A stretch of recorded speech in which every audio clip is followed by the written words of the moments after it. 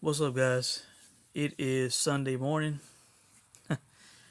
I just finished watching the Showtime boxing card from last night. I did not know the results of this card, of these fights. Uh, I stayed away from social media. I have not been spoiled, nor have I seen the reaction from these fights. I don't know what's being said online, what's the reaction, what the reaction has been. I have no idea. Okay. I wanted to be that way. I like watching fights live. I don't like watching fights on DVR. But we had MMA last night on Spike TV. I watched that first, and I watched this. Had to watch this on delay. Okay. Now the main event: Adrien Broner and Adrian Granados. This fight was not close to me. Okay. Um,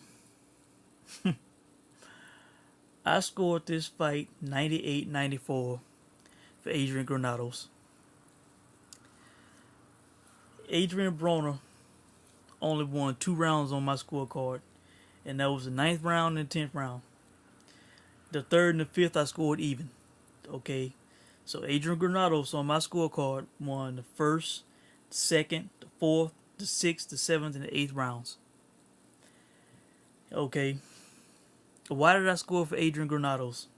Okay, Adrian Granados was more active in the fight, and from my eyes, without counting punches, you know, appeared to land more punches in the fight. And maybe it was because of the high volume. But I had Granados winning this fight. I thought he landed more effectively on Broner than Broner landed on him. I thought he landed more punches, and I thought he threw more punches. Okay, that's what I was going off of. Adrian Broner's downfall is he is low volume, and for the most part, he is a standstill fighter. He is not a big time mover, and he's not high volume. He likes to pick shots. And he has fast and in lower weight divisions powerful punches. Okay. Um, if you are high volume, if you are a mover, whether it is circling around or pressing Broner, uh, you you can beat him. Um, and I had Granados winning this fight. Um, you know, Me and Al Bernstein saw a different fight. He scored at 96-95 Broner. Uh, Two of the judges gave it to Broner: Steve Weisfeld 97-93 and Robert Pope 96-94. You know, and me and Phil Rogers were in agreement. The other official judge in this fight, he scored at 97-93 Granados. He saw the fight that I was seeing.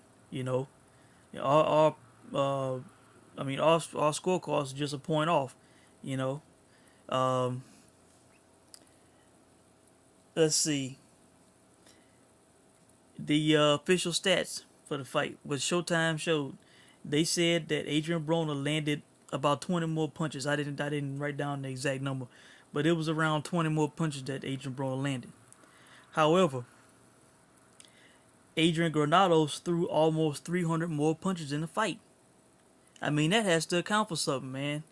I scored that higher activity. The difference in the activity rate. I scored that more and rate that more than the 20 more punches that were landed by Broner. Granados was working and fighting his ass off according to those numbers.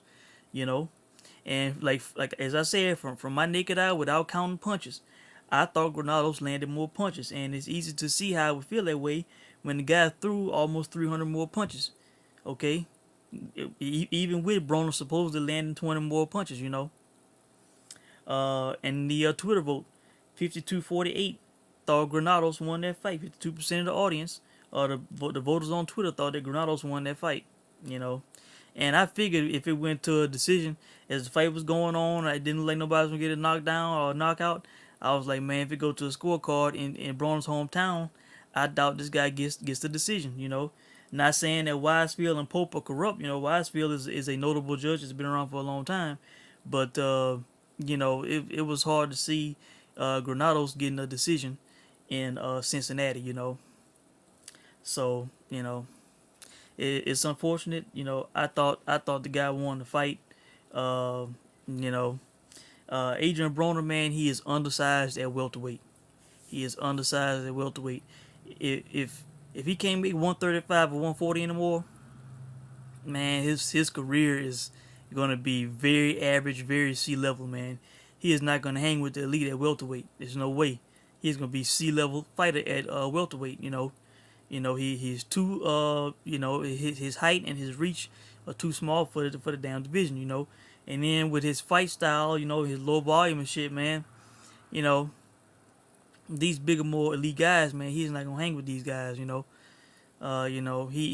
lost to Maidana, clearly. He lost to Porter, and hell, I thought Paulie beat him. You know, I thought Paulie Malignaggi beat Adrien Broner. Adrien Broner was standing in the middle of the ring like a statue, just covered up, and Paulie was punching on him like he was a punching bag. I gave Paulie that fight, you know, and I don't rate Paulie that high. He is not a great welterweight in my opinion, and he, in my opinion, beat Adrien Broner. Okay, so be on the lookout, man. From now on, I did not really know who Adrian Granados was. So I did not play this fight. But I'm telling you, if Broner stays at welterweight, and depending on his opponent, man, if they are high volume or if they are bigger, depending on the fight style or who they are, I'm telling you, I will bet against Broner, man. You know, undersized for the division, low volume, standstill fighter. Shit, he was a beast at lightweight, man. He was a great lightweight, had great power. He was blitzing those guys. Those guys were standing there, going to paw with Adrien Broner, man. You gotta. He is a boxer. You gotta fight him. You gotta rush him. You gotta get him off his game. Make it rough. Don't let a boxer think.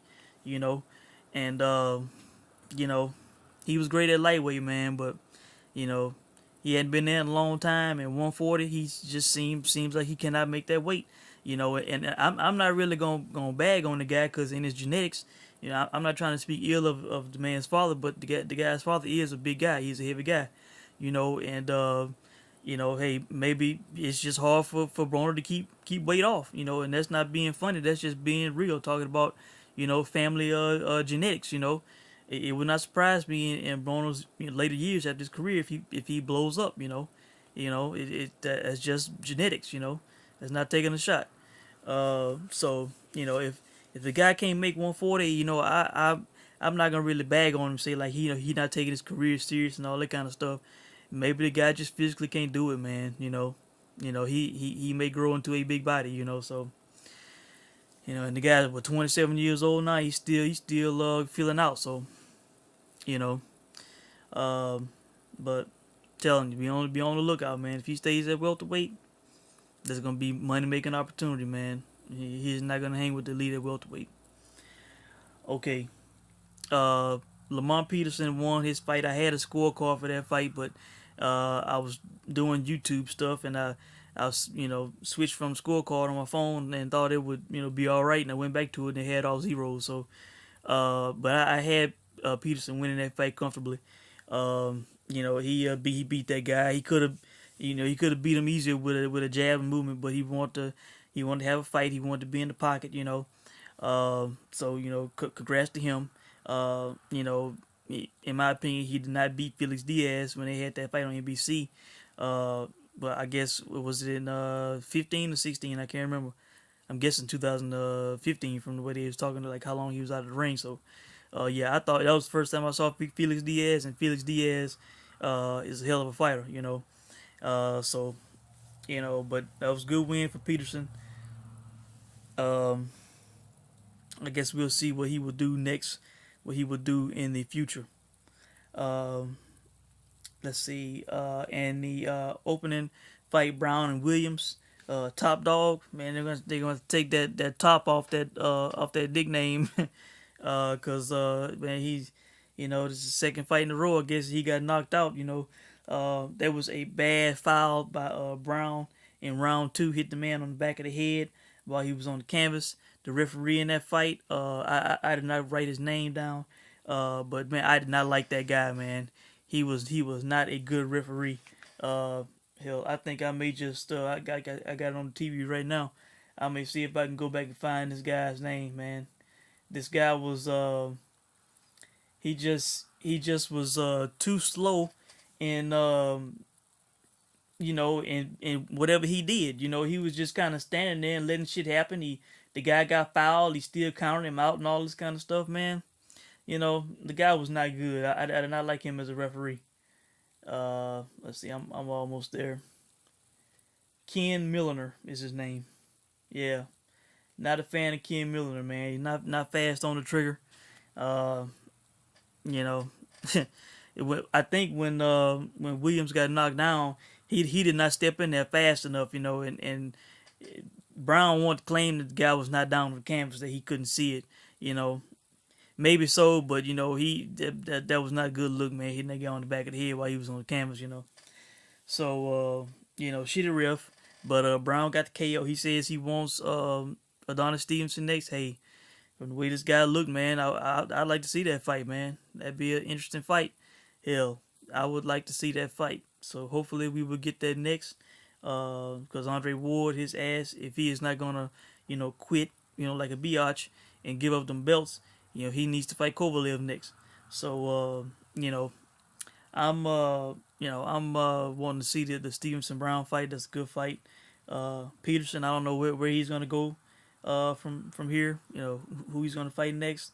Um, I think they were talking about the Thurman Garcia winner, but no, they need to fight the winner of the Brooks Spence fight for unification. For undisputed. Well, I guess they don't have WBO, but they to unify those three belts. That's the fight. The winners of those two fights need to fight each other. So Lamont Peterson, I don't know, man. He might just be ass out. He might have to fight somebody else in the WBA rankings. I would say a rematch with Felix Diaz, but he probably don't want that fight. And I think he won that fight, man. I thought Felix Diaz clearly won that fight. And Peterson got the decision probably because he was just the more well-known name. Like I said, that was the first time I saw Felix Diaz, and I was very impressed. And as far as Broner, man, they was talking about a rematch with Granados, man. Broner's not going to fight Granados again, man. Shit, he know that was a tough fight.